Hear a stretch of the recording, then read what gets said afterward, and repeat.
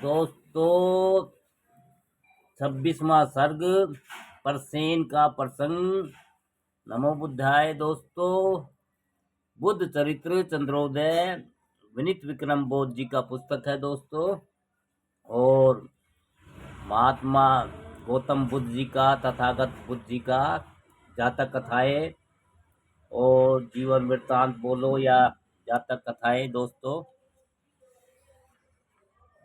26वां सर्ग परसेन का प्रसंग।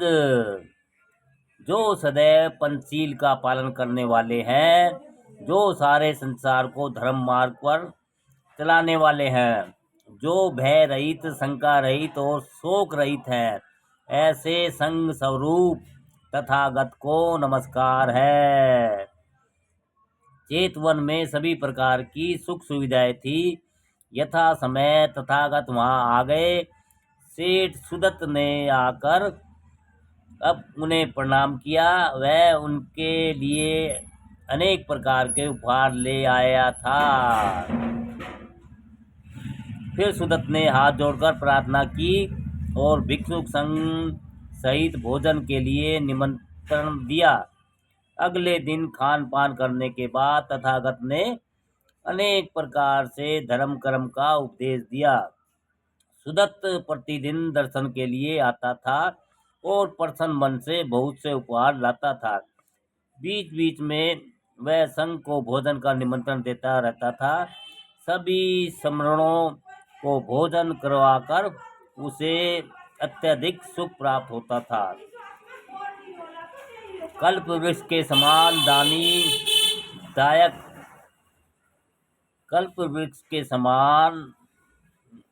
दानी दायक पाकर भिक्षुक संघ बहुत प्रसन्न हुआ। इस प्रकार गौतम बुद्ध जेतवन में रहने लगे। वह सावधान होकर आगे की कथा सुने। अब सावधान होकर आगे की कथा सुने। बुद्ध के आगमन का सुखदायक और कल्याणकारी समाचार पाकर कौशल नरेश परसेन चित्त बहुत हर्षित हुए। तब वे अपने राज समाज के साथ महासमरण के दर्शन के लिए आए।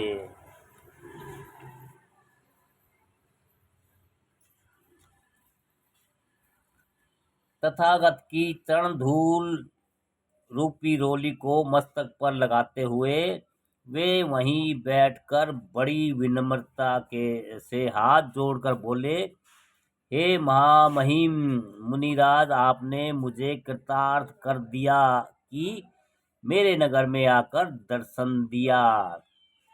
अब मैं कुछ प्रवचन का लाभ भी प्राप्त करूं, यह संयोग पाकर अपने भाग्य जगा लूं।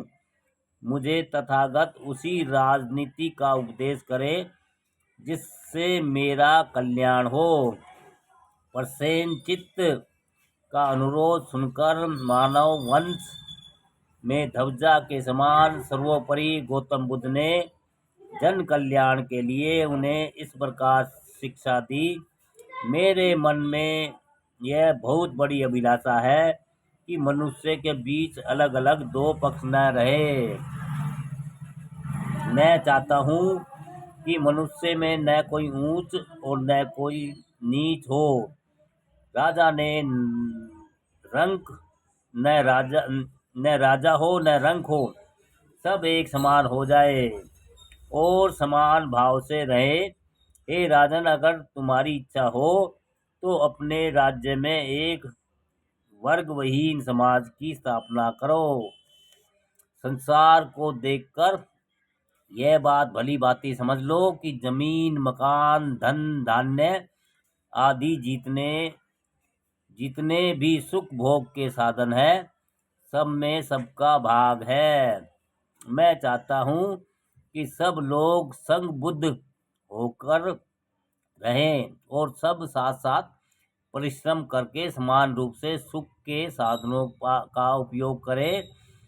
हे राजन, अगर अब लोग भिक्षुक संघ जैसी समतावादी नीति का पालन करें तो संसार के सभी दुख दूर हो जाए। यदि यह लक्ष्य असाध्य प्रतीत होता है तो भी एक दिन यह साकार होकर रहेगा। जिस दिन लोग बुद्ध के बताए हुए धर्म को ग्रहण कर लेंगे उसी दिन उन्हें अपनी प्रगति का मार्ग मिल जाएगा। जब लोग प्रगति के मार्ग को पा जाएंगे तभी वे अपना परम कल्याण देख सकेंगे। तब उन्हें लक्ष्य प्राप्त करने में देर न लगेगी। तथागत ने उस शुभ लक्ष्य को प्राप्त कर लिया है और संसार को वह लक्ष्य प्राप्त कराने के लिए ही भिक्षुक संघ का निर्माण किया है। भिक्षुक संघ के रूप में अगर लोगों के सामने समतावादी समाज रचना का आदर्श सदा सामने रहेगा तो कभी संसार इस शुभ लक्ष्य को प्राप्त कर लेगा। हे राजन, अगर तुम इस पवित्र लक्ष्य को प्राप्त न कर सको तब भी प्रजा के प्रतिकूल कोई कार्य मत करो। हे राजन, तुम अपने आँख कान खोलकर सब कुछ सावधानी से देखो, सुनो और प्रजा का दुख दूर करो। सदैव अच्छे कार्य करो। बहुत से सामंत और मंत्री अपनी शक्ति के नशे में मतवाले हो जाते हैं। तुम इस बात का ध्यान रखो कि किसान और मजदूर उनके उनके उनके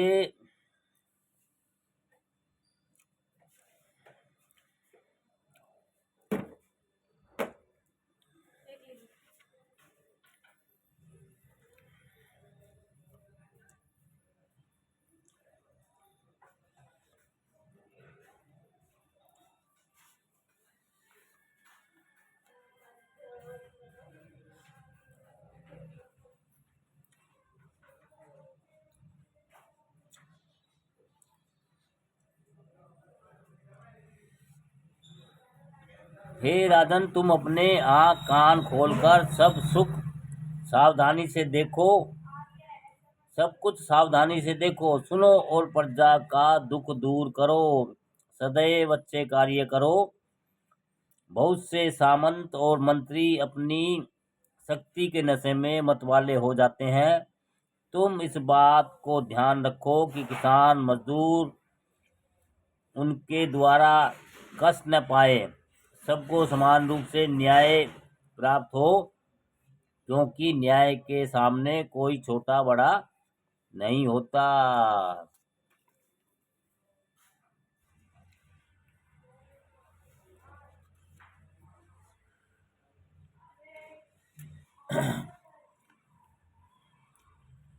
हे राजन, तुम समय की गूढ़ गति को देखने वाले हो। राज्य धर्म प्रजा में सुख शांति बढ़ाने वाला है। यह संसार रूपी मतवाला हाथी कल्याणकारी मार्ग को भूला हुआ है। राज धर्म उसे वश में लाने के लिए तीखे अंकुश के समान है। राजा एक महावत के समान है जो बुरे मार्ग को बचाकर उसे राज धर्म रूपी अंकुश में झुकाकर अच्छे मार्ग पर चलाता है। राजा दुष्टों को दंड देता है और प्रजा को बचाकर संसार में यश प्राप्त करता है। जो राजा पाप के समूह को नष्ट करता है पूरे राज्य में सदैव न्याय का पालन करता है। हे धर्म को धारण करता है तथा प्रजा के कल्याण के कार्य करता है, वहीं सुख और शांति प्राप्त करता है। जिस राजा की प्रजा सदैव सुख शांति से रहती है उसका यश उसके मरने के बाद भी इस संसार में लुप्त नहीं होता बल्कि अमर रहता है। राजा को चाहिए कि वह एक शक्तिशाली सेना रखे ताकि उसके शत्रु उसके पास न फटक सके। न्याय मार्ग पर चलते हुए वह किसी का पक्ष न ले और दुष्टों को कानून के अनुसार दंड दे। बहुत सा धन एकत्रित करके अपने घर में रोक के रखे, उसे प्रजा के कल्याण में लगा दे। प्रजा से थोड़ा थोड़ा करके निर्धारित राजस्व एकत्रित करे और फिर उसी प्रकार प्रजा को वापस कर दे।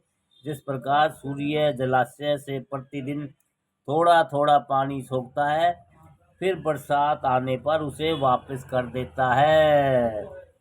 न तो वह जेठ महीने की तरह अत्यंत उग्र और क्रोध स्वभाव का हो, और न ही माघ महीने की तरह अत्यंत कोमल और क्रोध रहित हो। राजा का सदैव वसंत ऋतु के समान मध्यम स्वभाव का होना चाहिए। सारा संसार ऐसे राजा के स्वभाव को सराहना करता है। किसी का स्थान पर जमकर रहने वाला धर्म प्रचारक, निरंतर भ्रमण करने वाला सर्प तथा मधुपान करने वाला राजा बहुत शीघ्र ही नष्ट हो जाते हैं। जिस राजा की प्रजा राजा की लापरवाही से कष्ट पाती है, वह राजा भी यथाशीघ्र नष्ट हो जाता है। जिस प्रकार बिल्कुल ही नीरस काव्य और नीरस फूल तथा जलहीन तालाब और जलहीन कूप इस संसार में कोई सम्मान नहीं पाते, उसी प्रकार किसी की बात न मानने वाला निरंकुश राजा भी संसार में सम्मानित नहीं होता। प्रजा के कल्याण में ही अपना कल्याण छिपा हुआ है। जानकर कभी भूलकर भी मनमाने कार्य न करे, बल्कि राजा का रुख देखकर ही कार्य करे। राजा को चाहिए कि वह विनम्र हो, अच्छे गुणों का ग्रहण करने वाला हो, सरल स्वभाव का हो, धैर्यवान हो, बुद्धिमानों का सम्मान करने वाला हो। राजा को चाहिए कि वह सदैव दरिद्रों को दान दे, अतिथियों का सम्मान करे, उल जलूल बातों पर ध्यान न दे, अपने मुंह से अपना गुणगान न करे, वह सदा प्रसन्न रहे और मुस्कुराकर बात करे। काम सिद्ध होने के पहले उसका रहस्य किसी को न बताए। वह माता पिता और गुरु का सम्मान तो करे, पर उनके निर्देशों की जांच करने के बाद ही उन्हें अपनी मान्यता प्रदान करे। राजा को चाहिए कि वह न्यायनिष्ठ हो, इंद्रियों पर नियंत्रित रखे, प्रजा के प्रतिकूल कोई कार्रवाई न करे, अच्छे पेय और मीठे पकवान पाकर अत्यधिक खानपान न करे। जो नीति निपुण राजा इस प्रकार नीति का पालन करता है, वह सदैव सिद्धि प्राप्त करता है और सुखी रहता है। दोस्तों,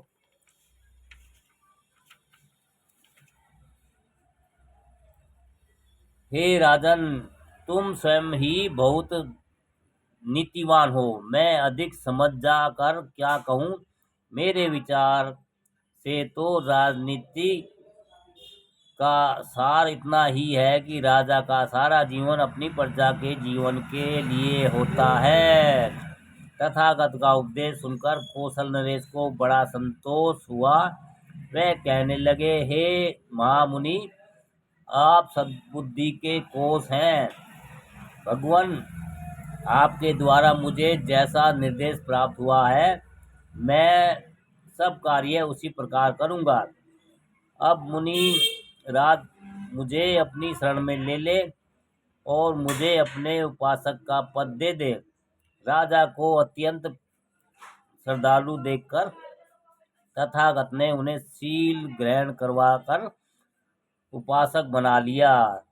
राजा के साथ जो मंत्री और सामंत आए थे, उन पर भी तथागत ने कृपा की। वे सब गौतम मुनि के धर्म रूपी अमृत को पाकर बहुत प्रसन्न हुए। पारस के छूने से सब स्वर्ण हो गए।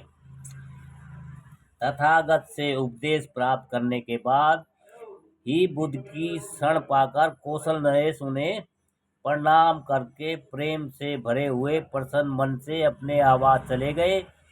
इस प्रकार जैतवन में आकर वहां वर्षावास करते हुए गौतम बुद्ध सांसारिक दुखों को नष्ट करते थे।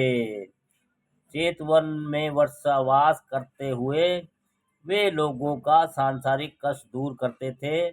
वे ज्ञान रूपी जल से भरे हुए सरोवर के समान थे, जिसे मार्ग में पाकर जिज्ञासा की प्यास से युक्त पथिक अपनी प्यास बुझा लेते थे। दोस्तों, नमो बुद्धाय। और दोस्तों, ये बुद्ध चरित्र चंद्रोदय विनीत विक्रम बोध जी का पुस्तक है, और इसमें हम 26वां सर्ग आज परसेन का प्रसंग सुनाया है, कथा, और भैया जातक कथा महात्मा बुद्ध की। और दोस्तों, हमारी वीडियो और जानकारी आपको अच्छी लगे तो वीडियो को लाइक और कमेंट भी कीजिए, और भाई अच्छी जानकारी लीजिए तथागत बुद्ध की, जो हमारे भारतवर्ष के